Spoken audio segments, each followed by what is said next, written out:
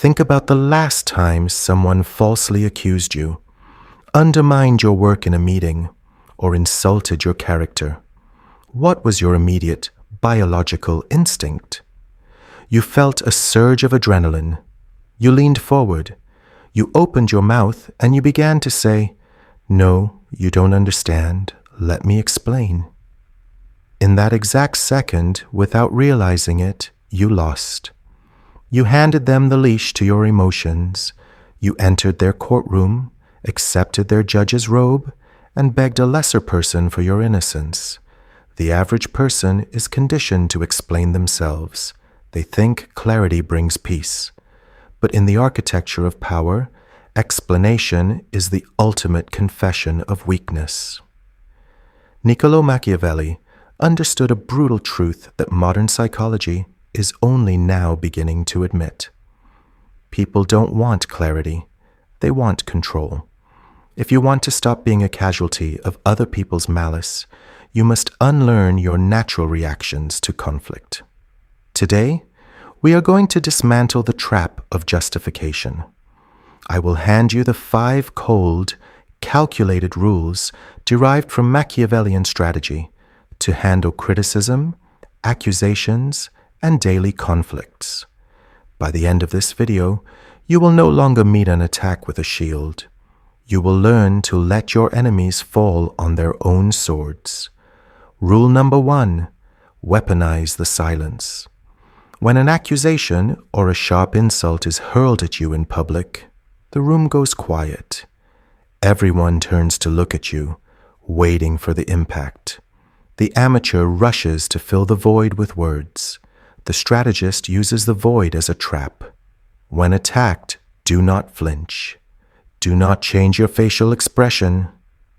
Lean back, look the accuser directly in the eyes, and let 2 full seconds of absolute silence pass.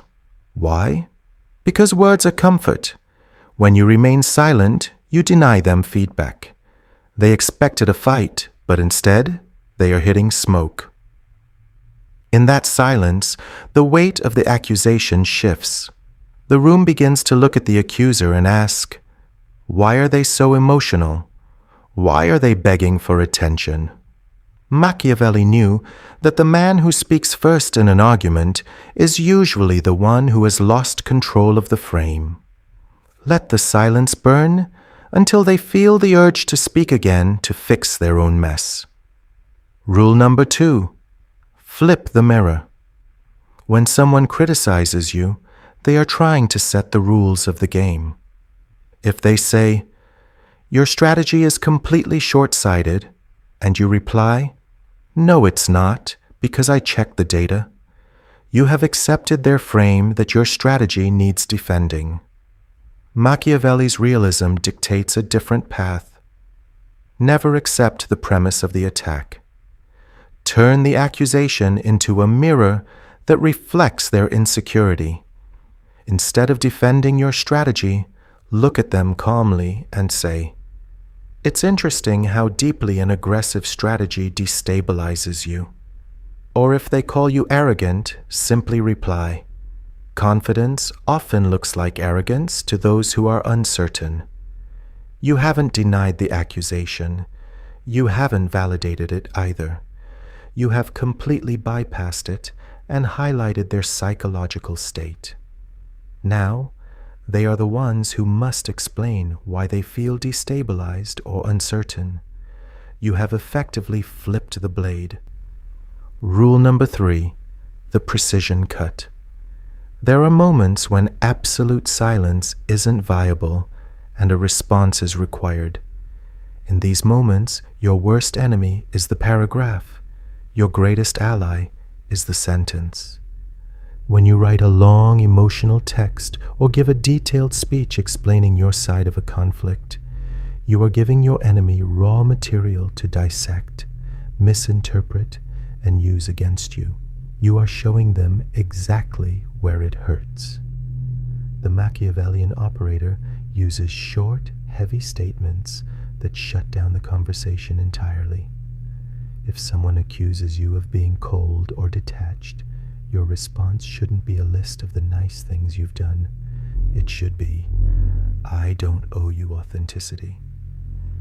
If they say you think you're better than everyone else, the cut is simple. I just don't think like everyone else. These are not defenses, they are assertions of status.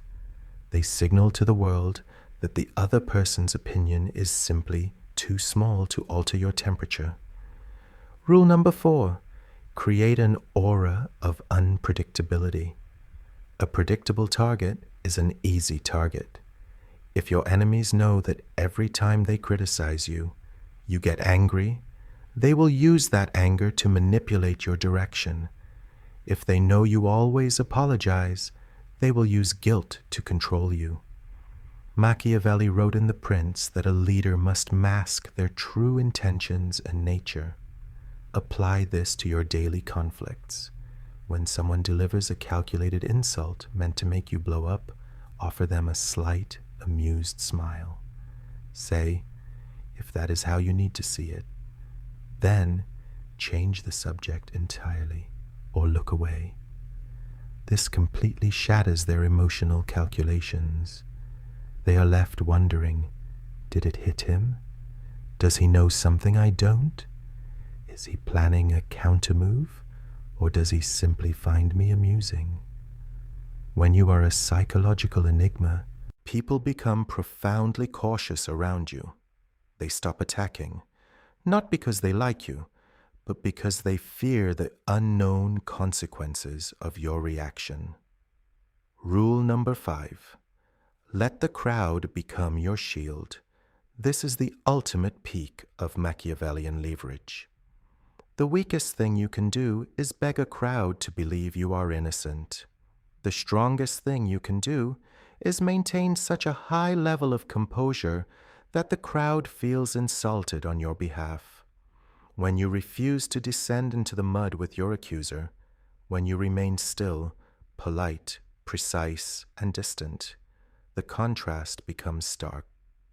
The accuser begins to look bitter, frantic, and unhinged. You look like the adult in the room. Naturally, human social dynamics will shift.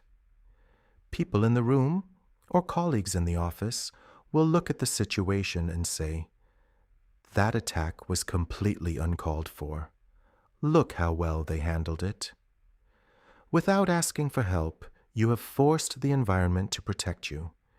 You have allowed your enemy's own momentum to alienate them from the group, while you remain untouched, elevated above the noise. The world tells you to protect your reputation by defending it. But the fortress of your reputation is not built on how well you argue. It is built on your immunity to the attack. Stop playing the victim who begs for a fair trial. Become the strategist who defines the arena. If you are ready to let your stillness be your definitive answer, leave a comment below with the words, "My quietness is my power." Subscribe to this channel, step out of the courtroom, and join the fortress. Until next time.